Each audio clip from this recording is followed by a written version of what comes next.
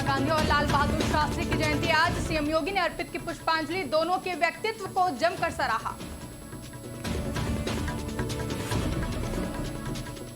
हमीरपुर में माहौल बिगाड़ने की कोशिश, व्हाट्सएप स्टेटस लगाकर भीड़ जुटाने की अपील, पुलिस की मुस्तैदी से साजिश नाकाम।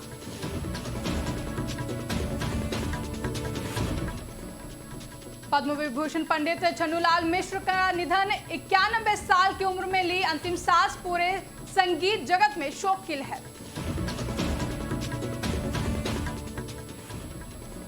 आरएसएस की स्थापना के 100 साल पूरे, अयोध्या में विजयदशमी पर भव्य कार्यक्रम, दर्जनों जगहों पर स्वयंसेवकों पर पुष्प वर्षा।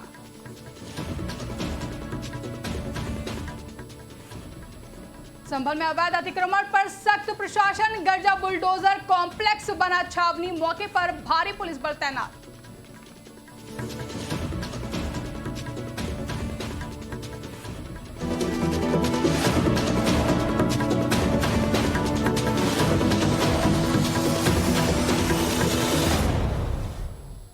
नमस्कार, आप देख रहे हैं आज की खबर और मैं हूं आपके साथ आकांक्षा यादव। उत्तर प्रदेश की कानपुर सीसमऊ विधानसभा सीट से पूर्व समाजवादी पार्टी विधायक इरफान सोलंकी को मंगलवार शाम करीब 6 बजे महाराजगंज जिला कारागार से रिहा कर दिया गया है। 34 महीने बाद जेल से बाहर आए सोलंकी के समर्थकों ने शेर आया जैसे नारों के साथ उनका भव्य स्वागत किया। फिलहाल सोलंकी की रिहाई इसके क्या है मायने और कैसे बदल सकते हैं सियासी समीकरण, इस पर देखिए हमारी ये खास रिपोर्ट।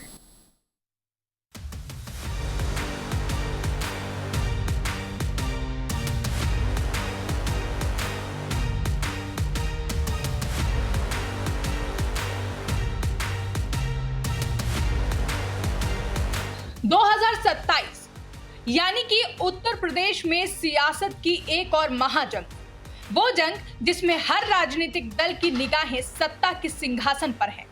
वहां तक पहुंचने के लिए तमाम रणनीतियों के साथ साथ सियासी सिपाहियों की तादाद बढ़ाने पर भी जोर दिया जा रहा है। इसी बीच सितंबर माह का आखिरी सप्ताह और अक्टूबर माह का आगाज होते ही खेमे में खुशियां लौटी हैं। सपा के एक के बाद एक ऐसे नेता जो कई महीने से जेल की सलाखों के पीछे सजा काट रहे थे, वो अब बाहर आ चुके हैं और सपा की जातीय सियासत की उम्मीदों का नया अलख जग गया है। पहले आजम खान 23 महीने बाद जेल से बाहर आए, तो अब सपा के पूर्व विधायक इरफान सोलंकी भी जेल से रिहा होकर बाहर आ चुके हैं। यानी कि सपा अब सियासत की नई बिगुल बजाने के लिए पूरी तरह तैयार है। सोलंकी 34 महीने के बाद जेल से निकले तो अपनी पत्नी व विधायक नसीम सोलंकी, दोनों बेटों और सास खुर्शीद बेगम को गले लगाकर उन्होंने अपनी रिहाई की खुशी जाहिर की। वहीं रिहाई के बाद इरफान सोलंकी के पक्ष में सोशल मीडिया पर वीडियो और पोस्ट की मानो बाढ़ आ गई है। खुद इरफान ने सोशल मीडिया पर 2 तस्वीरें शेयर की हैं। एक तस्वीर के कैप्शन में सोलंकी ने लिखा कि स्वागत नहीं करोगे हमारा, और दूसरी तस्वीर में सोलंकी ने पत्नी नसीम सोलंकी के साथ अपनी एक फोटो साझा की है। इसके अलावा सोशल मीडिया पर कई वीडियो में इरफान के कानपुर पहुंचने का वीडियो भी शेयर किए गए हैं। अब 34 महीने बाद जेल से बाहर जब आए सोलंकी, तो उनके समर्थकों में नया जोश भर गया है। 2 दिसंबर को गैंगस्टर एक्ट के तहत इरफान सोलंकी और उनके भाई रिजवान सोलंकी को गिरफ्तार किया गया था। 22 दिसंबर 2022 को उन्हें कानपुर जेल से महाराजगंज जिला कारागार में शिफ्ट किया गया था और तभी से वो जेल में थे। उन पर कुल 10 मामले दर्ज थे। इस दौरान उनकी विधायकी भी चली गई। हालांकि उनकी पत्नी नसीम सोलंकी उपचुनाव में उतरकर सियासी विरासत बचाए रखने में कामयाब रही। वहीं उत्तर प्रदेश में योगी सरकार आने के बाद सपा नेताओं पर कानूनी शिकंजा कसा गया, जिसके चलते 1 दर्जन से ज्यादा नेताओं को जेल जाना पड़ा। सपा के कई विधायकों को अपनी विधानसभा की सदस्यता तक गंवानी पड़ गई थी, जिसमें आजम खान और अब्दुल्ला आजम से लेकर इरफान सोलंकी तक शामिल हैं। वहीं अब 2027 के विधानसभा चुनाव से पहले ये नेता जेल से बाहर आ गए हैं। भले ही कोर्ट की जमानत पर रिहा हुए हों, लेकिन समाजवादी पार्टी में इस वक्त खुशी की लहर दौड़ गई है। सपा कार्यकर्ताओं ने अपने नेताओं की रिहाई की खुशी में मिठाइयां बांटकर जश्न मनाया, तो अखिलेश यादव भी इसे न्याय की जीत बता रहे हैं। जेल से बाहर निकलने वाले नेताओं से अखिलेश ने मुलाकात का भी कार्यक्रम तय कर लिया है। इसके अलावा इरफान सोलंकी से भी जल्द मिलने के लिए जाएंगे या फिर लखनऊ बुलाकर मुलाकात करेंगे, ये देखने वाली बात होगी। बता दें, समाजवादी पार्टी के इन 4 नेताओं के जेल से बाहर आने के बाद एक बात तो तय है कि 2027 के यूपी विधानसभा चुनाव में बीजेपी को काफी चुनौतियों का सामना करना पड़ सकता है। या यूं कहें कि इन सपा नेताओं के जेल से बाहर आने के बाद बीजेपी के लिए काफी ज्यादा टेंशन का माहौल देखने को मिल सकता है, क्योंकि इन सभी नेताओं का अपने इलाके में अच्छा प्रभाव है, जो कि 2027 में होने वाले यूपी विधानसभा चुनाव में बीजेपी के लिए भारी टेंशन साबित हो सकती है। डेस्क रिपोर्ट, आज की खबर। बढ़ते खबरों की ओर, जहां सीएम योगी आदित्यनाथ ने आज राष्ट्रपिता महात्मा गांधी और पूर्व प्रधानमंत्री लाल बहादुर शास्त्री को उनकी जयंती पर पुष्पांजलि अर्पित की। इस दौरान सीएम योगी ने कहा कि सत्य अहिंसा की क्या ताकत होती है। देश की आजादी के दौरान महात्मा गांधी के नेतृत्व में चला भारत का स्वाधीनता आंदोलन इस बात की गवाही देता है। इसके अलावा अपने संबोधन के दौरान उन्होंने लाल बहादुर शास्त्री के योगदानों को भी सराहा और उनकी सादगी की तारीफ की। सीएम योगी ने अपने संबोधन में और क्या कुछ कहा, आप भी सुनिए। आज 2 अक्टूबर भी है, राष्ट्रपिता महात्मा गांधी की पावन जयंती। सत्य अहिंसा की क्या ताकत होती है। देश की आजादी के आंदोलन के दौरान महात्मा गांधी जी के नेतृत्व में चला भारत का स्वाधीनता आंदोलन इस बात की गवाही देता है। पूरी दुनिया के लिए यह शोध और उत्सुकता का कारण भी बना हुआ है कि क्या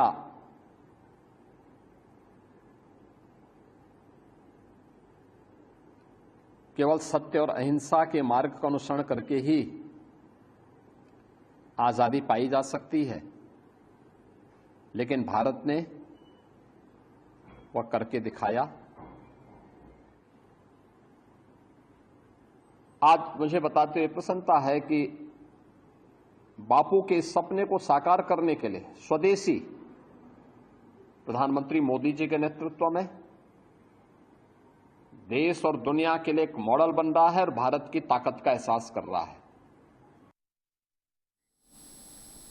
हमीरपुर जिले के मौदहा कस्बे में सोशल मीडिया के माध्यम से सांप्रदायिक सौहार्द बिगाड़ने का प्रयास किया गया, जिसके खिलाफ पुलिस ने तत्काल कार्रवाई करते हुए कांग्रेस किसान प्रकोष्ठ के प्रदेश महासचिव सहित 6 लोगों के खिलाफ नामजद एफआईआर दर्ज की है और 3 आरोपियों को हिरासत में भी ले लिया है। इस मामले का कनेक्शन सऊदी अरब में रहने वाले एक युवक से जुड़ा रहा है। जहां बता दें कि थाना बिवार के हिमौली गांव निवासी मोहम्मद सैफ, जो कि वर्तमान में सऊदी अरब में रह रहा है, उसने व्हाट्सएप पर एक स्टेटस लगाकर लोगों को एक जगह इकट्ठा होने की अपील की थी। इस स्टेटस को स्थानीय लोगों ने एक दूसरे को साझा किया, जिससे बड़ा चौराहा पर भीड़ जमा करने की कोशिश की गई। हालांकि पुलिस की सक्रियता से ये योजना विफल हो गई।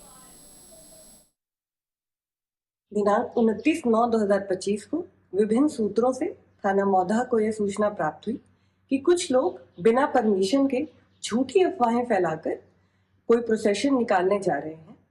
शांति व्यवस्था के दृष्टिगत त्वरित संज्ञान लेते हुए सुसंगत धाराओं में थाना मौदहा में मुकदमा पंजीकृत करवाया गया।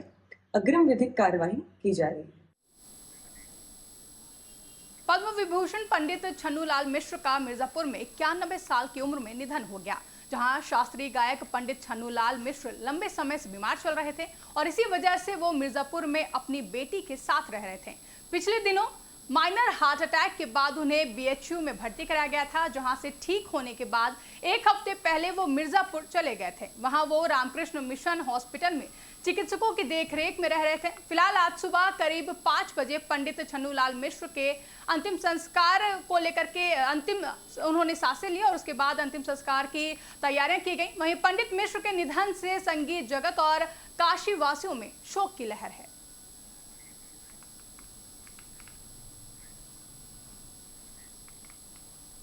आरएसएस की स्थापना के 100 साल पूरे होने पर अयोध्या धाम के राम कथा पार्क में कार्यक्रम का आयोजन हुआ, जहां पथ संचलन के दौरान दर्जनों स्थानों पर स्वयंसेवकों पर पुष्प वर्षा की गई। विजयदशमी पर्व पर आयोजित इस कार्यक्रम में मुख्य अतिथि संघ के सर कार्यवाहक ने अपने पौन घंटे के उद्बोधन में संघ की यात्रा की विभिन्न उपलब्धियों को गिनाया। उन्होंने स्वयंसेवकों के प्रयास और लगन की सराहना की और सभी से शताब्दी वर्ष में आयोजित होने वाले पंच परिवर्तन को सफल बनाने में जुड़ने की अपील की है। संघ की शताब्दी वर्ष के उपलक्ष्य में आज 2 अक्टूबर को इसके 100 वर्ष पूरे होकर के 101 वर्ष में प्रवेश किया। इसमें लगभग 1,500 स्वयंसेवकों ने संचालन किया और सारे कार्यक्रम को अनुशासन में रह करके सिस्टमेटिक तरीके से, सुंदर तरीके से इसको व्यवस्थित पथ संचलन रामकथा पार्क से राम मंदिर तक किया गया, जो बिरला धर्मशाला में सामने उसके है, उसमें समापन हुआ। इसका क्या क्या कार्यक्रम हुआ? आज केवल और केवल ध्वज लगने से लेकर शस्त्र पूजन हुआ। शस्त्र पूजन के बाद केवल पथ संचलन का कार्यक्रम हुआ। इसमें हमारे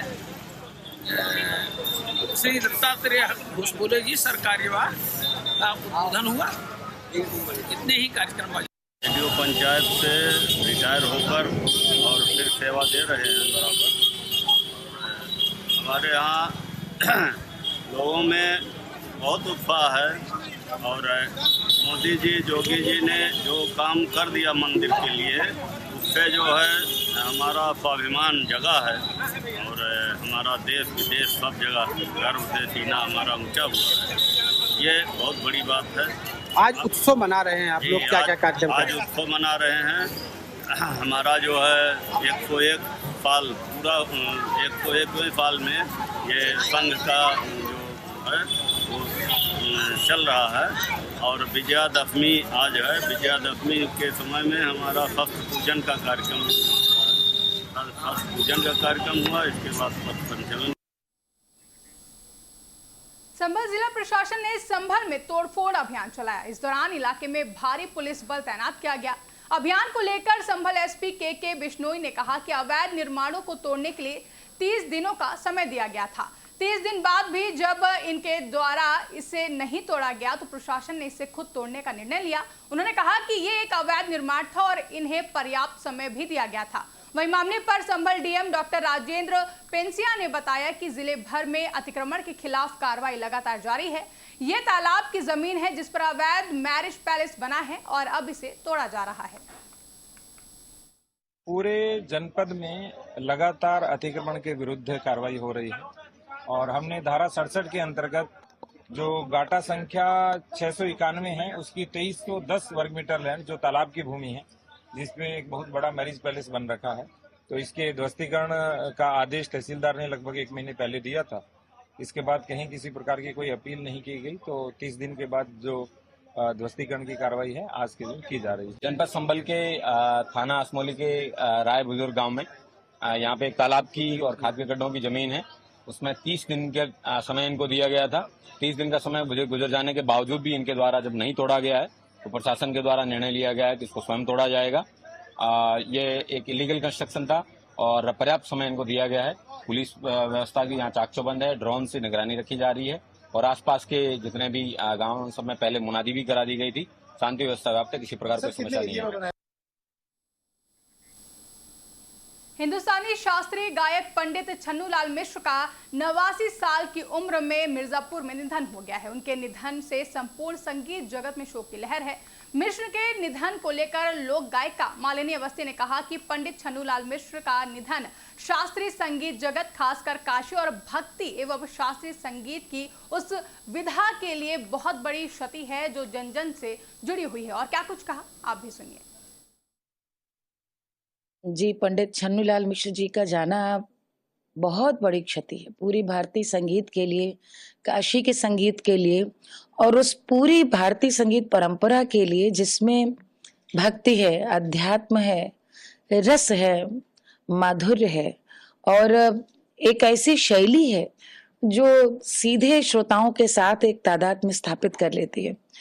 छन्नूलाल जी अद्भुत विलक्षण व्यक्तित्व थे और जैसे विलक्षण थे वैसी उनकी गायकी भी थी।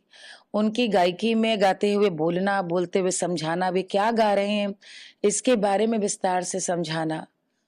सामने बैठा हुआ श्रोता भी अपने आप उनसे तुरंत जुड़ जाता था। ये उनके अंदर इतनी बड़ी खासियत थी। और आप लोगों में से बहुत लोगों ने तो सिर्फ उनको मंच पे सुना होगा या रोज यूट्यूब पे और वैसे सुनते होंगे। जो भी छन्नूलाल जी से व्यक्तिगत मिला है या उनके घर पर उनके पास जाकर के मिल पाया है, तो उससे ये बहुत अच्छे से पता है कि छन्नूलाल जी जैसे उनकी गायकी बहुत सहजता से तैरती थी, वैसे ही सहज व्यक्तित्व थे। बहुत छोटी सी एक कमरे की कुटिया में रहते थे।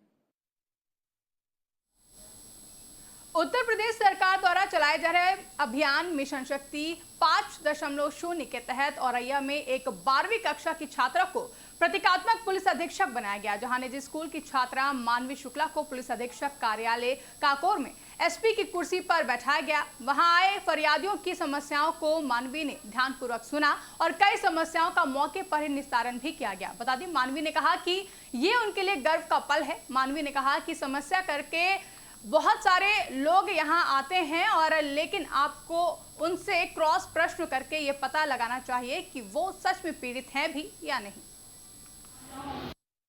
जिला औरैया में एसपी कार्यालय में सुदीति ग्लोबल एकेडमी, यहाँ पे एक स्कूल है, उसकी 12th स्टैंडर्ड की एक छात्रा है, मेधावी छात्रा, she is a very bright student.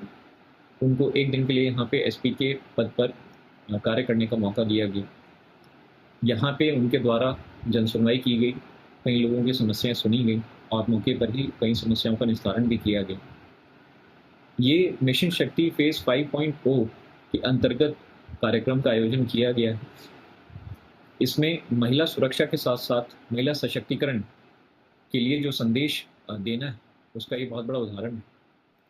जो हमारी छात्राएं यहाँ पे मौजूद हैं, उनके द्वारा भी यहाँ पे कई सारी महिलाओं की समस्या सुनकर उनका निस्तारण किया गया। साथ साथ जो महिला सुरक्षा के संबंध में जो योजनाएं हैं और जो कानून हैं, उनके बारे में भी सभी को जागरूक किया गया, सजग किया गया और सभी को ये आश्वासन दिया गया कि जिसको भी अगर कोई समस्या है तो तत्काल पुलिस विभाग को संपर्क करें। इस पे कि तत्काल जो है पुलिस विभाग कार्रवाई कर रहा है और करता रहेगा। मुरादाबाद में महिलाओं की सुरक्षा और सशक्तिकरण के संदेश के साथ मिशन शक्ति फेज 5 के तहत खास कार्यक्रम हुआ, जहां सुबह की ठंडी हवा में पुलिस लाइन से शुरू हुई रन फॉर एम्पावरमेंट दौड़ में पुलिसकर्मी और समाज की कई महिलाएं शामिल हुई। भाजपा महिला मोर्चा की प्रदेश कोषाध्यक्ष प्रिया अग्रवाल ने भी दौड़ में हिस्सा लिया और महिलाओं को जागरूक करने का संदेश दिया। बता दें, मिशन शक्ति को लेकर एसएसपी सतपाल अंतिल ने सरकार की सराहना की। वहीं एसपी सिटी कुमार रणविजय सिंह ने कहा कि जब तक समाज की हर महिला सुरक्षित महसूस नहीं करती, मिशन शक्ति अभियान जारी रहेगा।